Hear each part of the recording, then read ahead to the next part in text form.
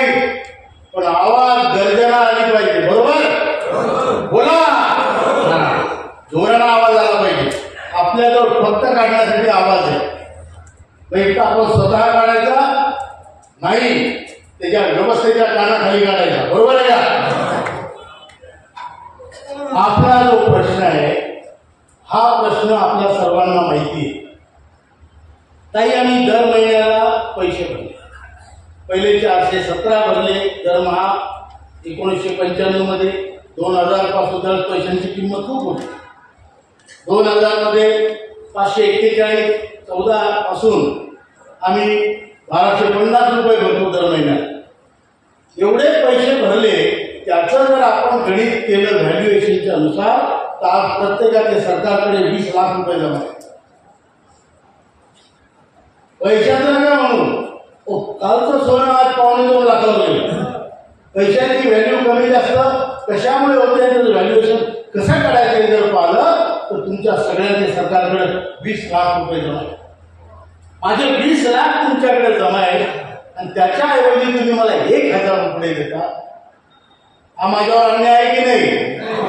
अन्याय की नाही? या अन्यायाविरुद्ध आपण उठून उभे राहिलेलो आहे. कोणतंही सरकार आली गेली, व्यवस्था परिवर्तनाचा मुद्दा आहे. आम्ही म्हातारे झालो म्हणजे मेलो नाही, आम्ही कचरा नाही. आम्हाला कोणी आमची मुलं असो किंवा आमचं सरकार असो, कचरा पेटीत आम्हाला टाकू शकत नाही. हे आम्हाला सिद्ध करायचं. आम्हाला सिद्ध करायचं की आमचा आवाज आहे.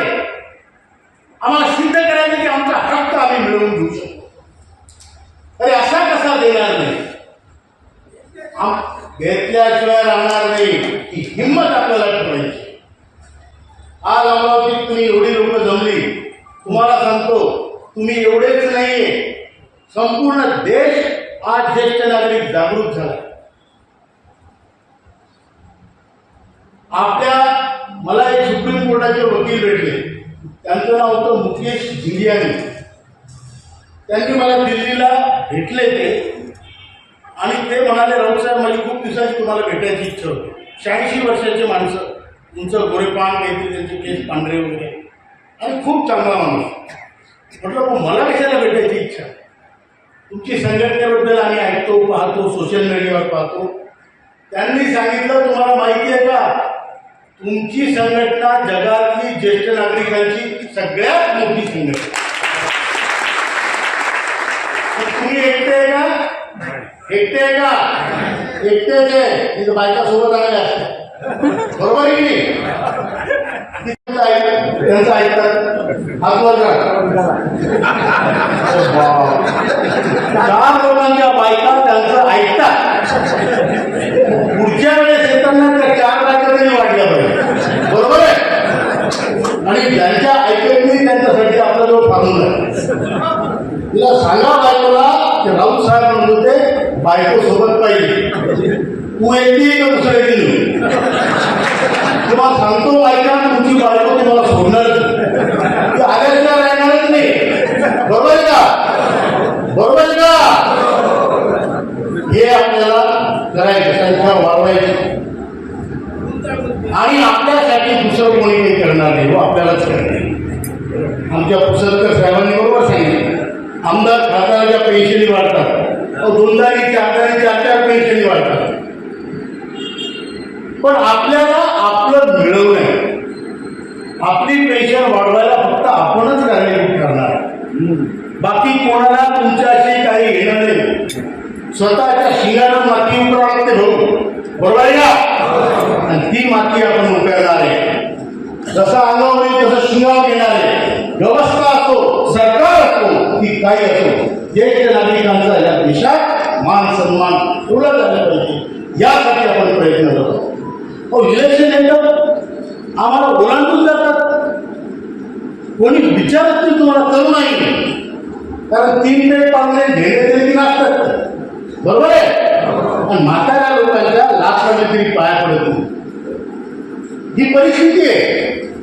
आपण ही परिस्थिती बदलवणार आहे, आणि ती अशी की तुमच्या वार्डात असो, का शहरात असो, का आमदारात असो, का खासदार, तुमचं दर्शन घेऊन घेतल्याशिवाय तो माणूस निवडून नाही आला पाहिजे. बरोबर आहे? एवढा मोठा आशीर्वादाचा आणि शापाचा अधिकार आपण जवळ बाळगायचा आहे. त्यासाठी आपण संघटित होतो. बरोबर आहे का तुम्ही? बोला. करायचं आहे त्यासाठी हे संघटन. आज आपल्या पेन्शनचा लढा कोकणकर दादांनी सांगितल्याप्रमाणे अगदी शेवटच्या टप्प्यात येऊन ठेपलेला आहे आणि पुढच्या येत्या 1-2 महिन्यात आपल्या पेन्शनचं काम होईल हे निश्चित आहे. तसे संकेत आहे. आता संकेत काय?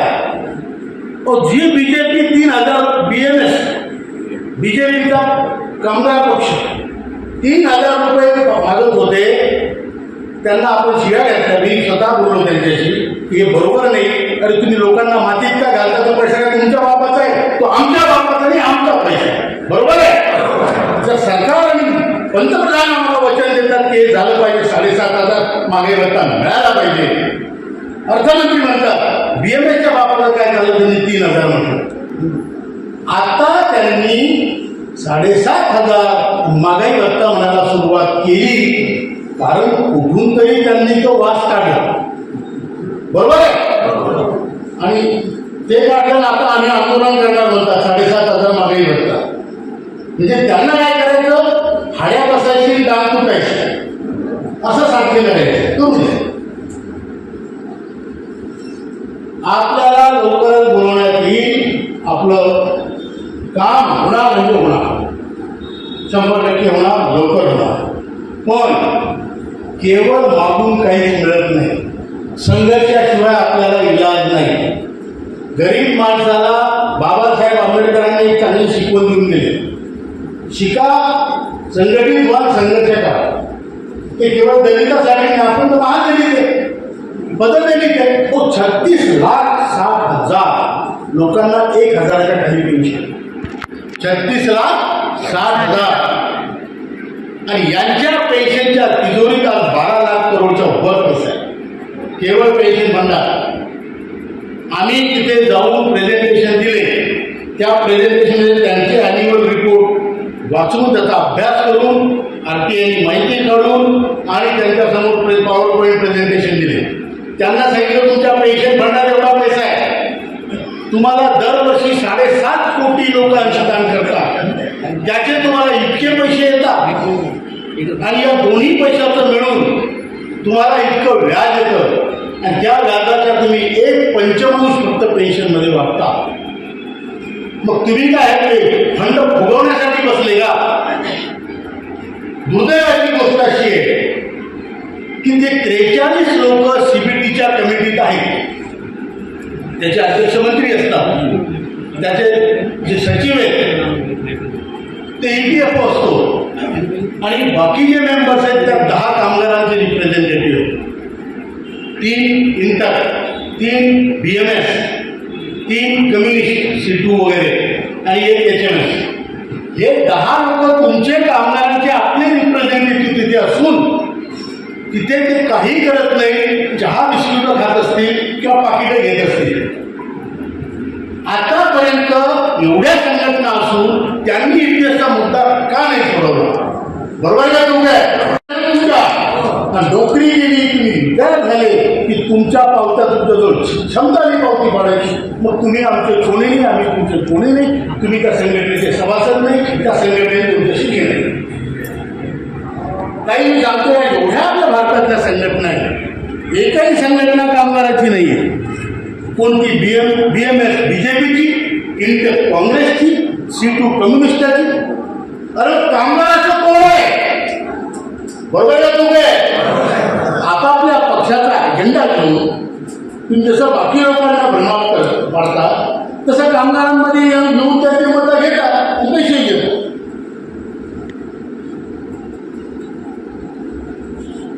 म्हणून आपल्याला आपला स्वतःचा अभिमान जर जपायचा असेल, आपलं अस्तित्व आपल्या घरात टिकवायचं असेल, आपल्या समाजात टिकवायचं असेल तर या संघटनेशिवाय आपल्याला कोणालाही पर्याय नाही. आज काय हा केवळ पैशाचा लढा नाही आहे. मी तुम्हाला सांगतो, हा लढा आमच्या अस्तित्वाचा स्वाभिमानाचा आहे. आज 50,000 रुपये जो माणूस घरात पगार घेऊन येत होता, त्याच्या घरात त्याला पहिले वरण भात, तुपाची डाळ, पहिलं जेवण कारभारी, घराला कारभारी राहिली नाही, त्या घराचं पितृत्व होता, दातृत्व होता, कर्तृत्व होतं. आज त्या माणसाला 1000 रुपये तुम्ही देता, त्या माणसाला त्या घरात तुम्ही बाबा म्हणायला तयार नाही.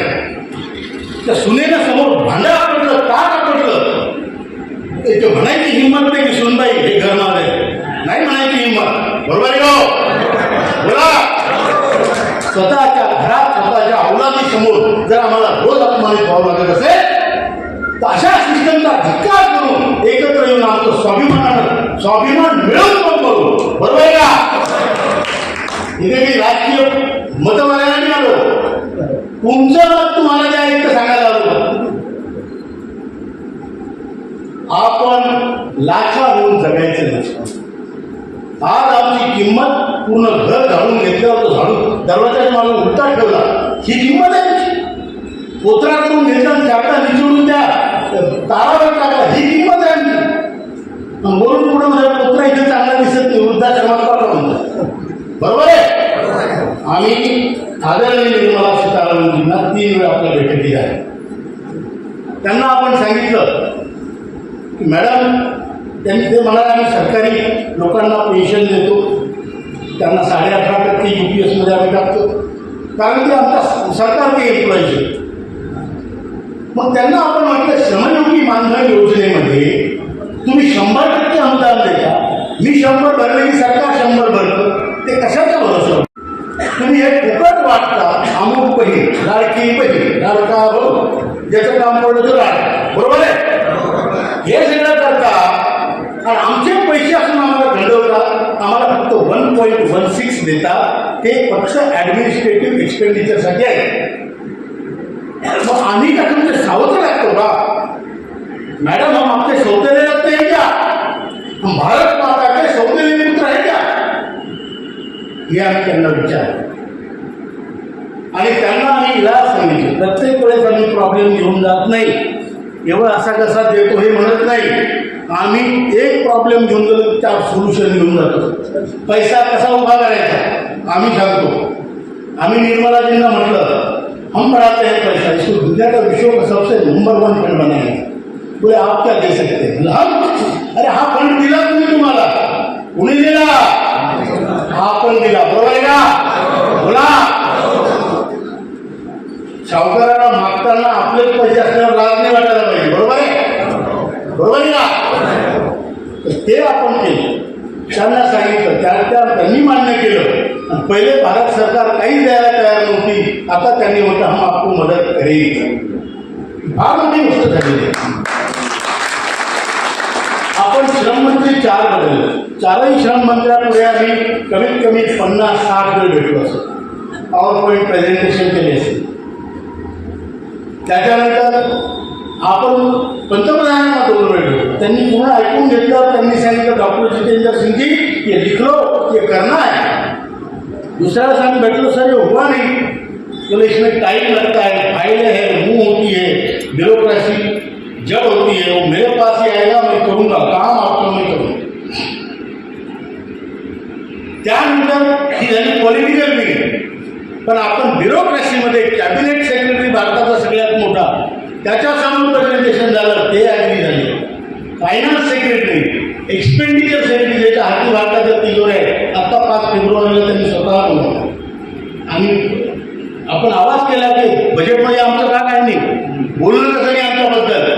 तर त्यांनी बोलावून घेतलं, सांगितलं तुमचा विषय मला समजून घेऊया, मी करतो.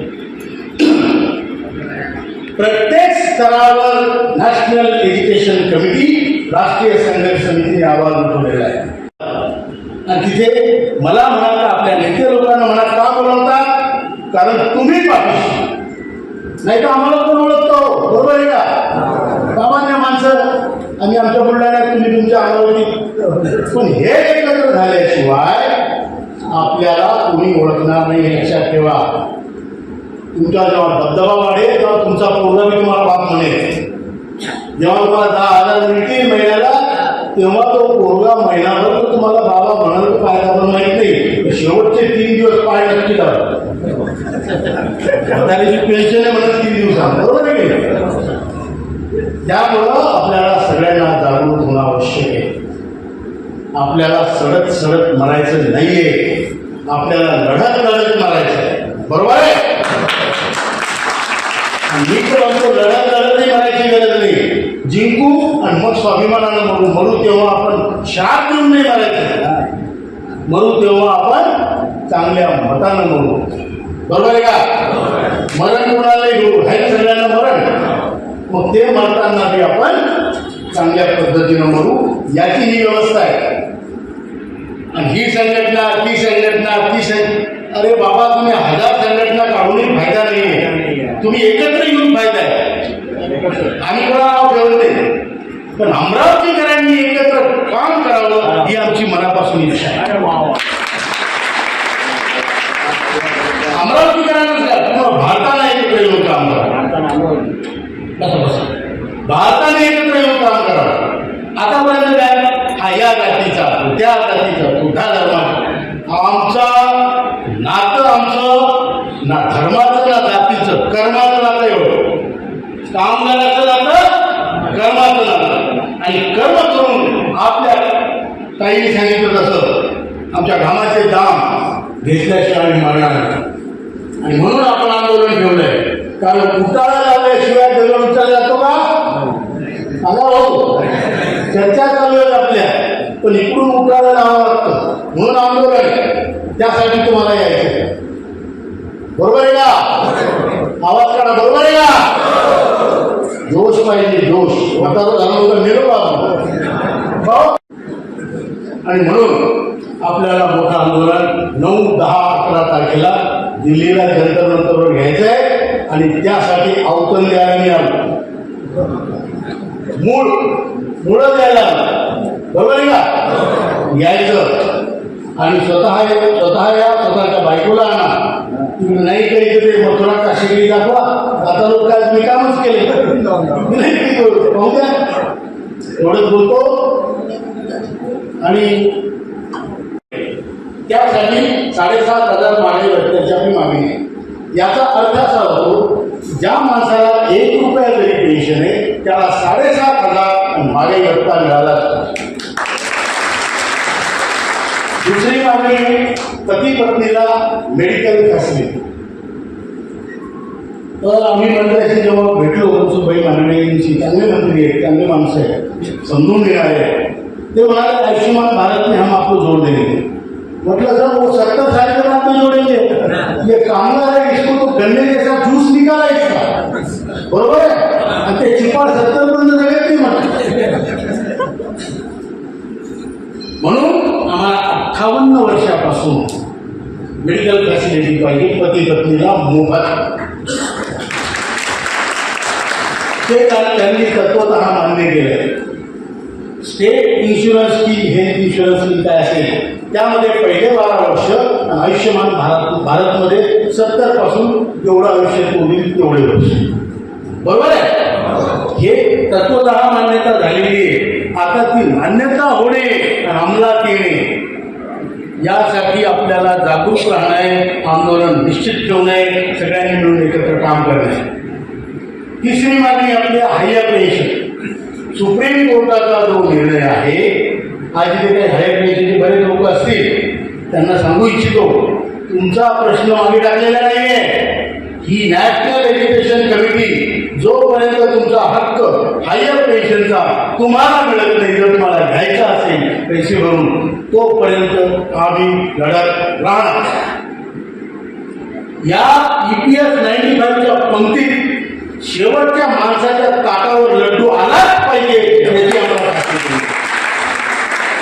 त्यासाठी आपण इथं पैसे गोळा करण्यासाठी नाही. आणि मी तुम्हाला सांगतो, पुष्कळ लोक ताई आम्हाला विचारतात, HMSचे राष्ट्रीय जनरल सेक्रेटरी आहेत हरभजन सिंग सिद्धू, पुढे माणसं 4-5 हजार युनियन त्या रेल्वेच्या जास्त, त्यांच्या ऑफिसमध्ये गेलो, ती उठून उभे राहिले, मला गळ्याशी लावलं. पहिल्यांदाच बहुत सुना बोले आपके बारे में, क्या सुना?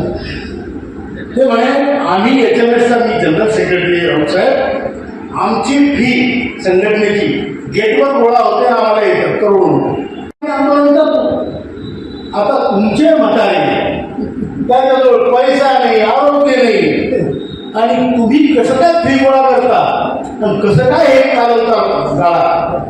मी त्यांना म्हटलं ईश्वरी कामात कधीच तुम्हाला नुकसान येत नाही, तोटा येत नाही.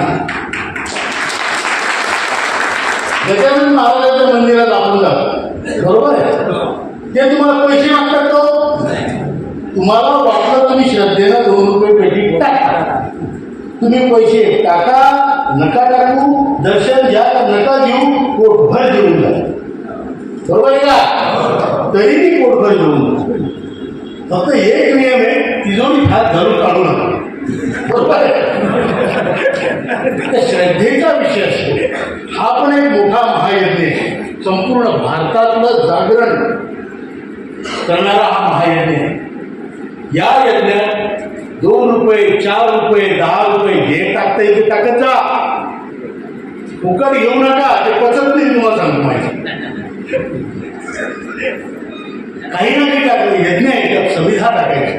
ज्याजवळ तूप आहे त्याला तूप टाका, ज्याच्याजवळ तूप नाही त्याने आणखी नाही टाका, काळी कचरा टाका, समिधा टाका. आणि भंडारासारखा आपण भंडाराची डाळ जमा करतो, ज्वारी जमा करतो, हा, आणि मग ती जळून त्याच्या भाकरी करतो. आता तुम्ही जर दुधाची डाळ दिली नाही, ज्वारी दिली नाही, किंवा 2 रुपये दिले नाही, पंक्तीत तुम्ही जेवता, तुम्हाला लाज वाटतो कोणी पहिला, बरोबर आहे का. भंडाऱ्यात जेवण्यासारखा आपला कार्यक्रम आहे, गजानन महाराजांच्या मंदिरासारखा कार्यक्रम आहे, आणि दैवी कार्यक्रम आहे, त्यामुळे त्याला कधीच कमी पडत नाही, कधीच कमी पडत नाही. आणि जो देणारा आहे त्याच्याजवळ पटीनं वापस येईल, तो 100% सांगतो, मला अनुभव आहे. त्यामुळं आपण कोणाला जबरदस्ती मागत नाही. तशी म्हणायला आपली वर्षाला 120 रुपये फी, म्हणजे 10 रुपये नाही. म्हणजे असं समजा बाबा राऊत साहेब अमरावतीच्या स्टँडवर भेटले, त्याला 1 कट चहा पाजला महिन्यात, बरोबर आहे की नाही. तेवढं पुण्य घ्या, आणि नसेल घेतलं तरी फुकट आहे. आम्ही तुम्हाला घेऊन सांगतो, 1 पैसा दिला नाही तरी सुद्धा तुमची पेन्शन वाढणार, बरोबर आहे.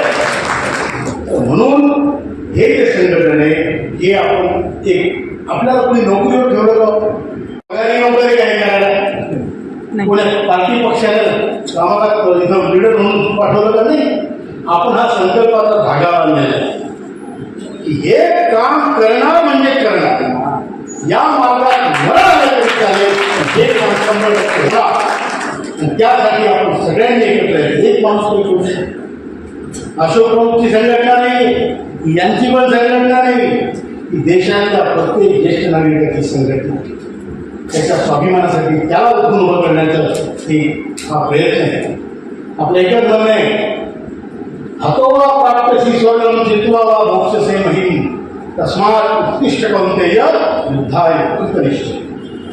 म्हणजे तू जर लढाईत मेला तर स्वर्ग प्राप्त होईल, कितीच असलो. तू जर लढाईत जिंकला तर तुला पृथ्वीचं राज्य मिळेल. आता पृथ्वीचं राज्य निघा 1000 रुपये मिळतील सगळं, बरोबर आहे, बरोबर आहे का, बोला. आणि म्हणून उठून उभा राहा, युद्धाचा निश्चय कर, युद्ध कर. यासाठी आपण इथे जमलेलो.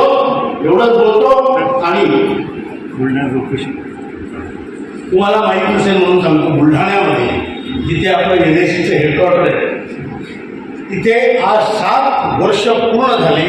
दिवस रात्र साखळी उपोषण चालू, दिवस रात्र रोज निवेदन प्रधानमंत्री, फायनान्स मिनिस्टर, लेबर मिनिस्टर आणि CPF यांना रोज निवेदन जातो. रोज शनिवार रविवारचं निवेदन, सोमवारी 3 निवेदन जातं.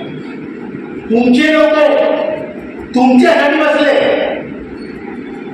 एवढ्या मोठ्या अमरावतीत आपण एक हॉल भरू शकत नाही, बरोबर आहे का, बरोबर आहे का. ही भूमी अंबाबाईची, ही भूमी गाडगे महाराजांची, तुकडोजी महाराजांची, ही श्रीकृष्णाचं शासन आहे, बरोबर आहे ना, बरोबर आहे का. आणखी काय पाहिजे, देवाला याची मुलगी असं वाटत. बरोबर आहे. म्हणून इच्छा लोकांनी जास्तीत जास्त संख्येने भाषण ऐकावं. बरोबर आहे. बरोबर आहे का? सांगितलं असं जाऊ द्या महिला बसलेल्या दादासाहेब कापडे भाषणच नसतो. तर ते सांगतो की इतकं हे नाही. ते म्हणाले एक मला मवाळवादी भेटला. त्यावेळी जहाज आणि मवाळ असत समजलं का? हो बोला. हो कहाणी सांगतो हुंकाराच्या बायकी बरोबर आहे का? ते म्हणे मवाळवादी भेटला. तो बायकोबरोबर चालला होता. त्याच्या हातात छत्री होती. तिकडून एक इंग्रज आला. तो म्हणे छत्री द्या तुम्ही बायको मला दे ऊन नाही पडलं पाहिजे. तो म्हणे मी इंग्रजाला फसवलं. म्हणजे कसं म्हणजे तो काही करत असताना हळून छत्री बाजूला करायचं हे काही फसवलं. त्याच्यावर ऊन पडून जायचं म्हणून. असे मवाळवादी आपल्याला व्हायचं नाही. आपला अधिकार आहे, आपला हक्क आहे तो घ्यायचा. त्यासाठी भिडायचं ही आपली परंपरा आहे, रीत आहे. अंबाबाईच्या रीत आज आपण आंदोलनाचा नारळ आणि युद्धाचा गोंधळ घालायला जमलेलो आहे. एवढंच बोलतो. माझे दोष हा तुझा तुटला तर मेडिकल फॅसिलिटी मिळणार आहे दाखवून मिळणार. बरोबर आहे का? म्हातारे तो करेल पाहिजे आपल्याला करून पाहिजे सगळं.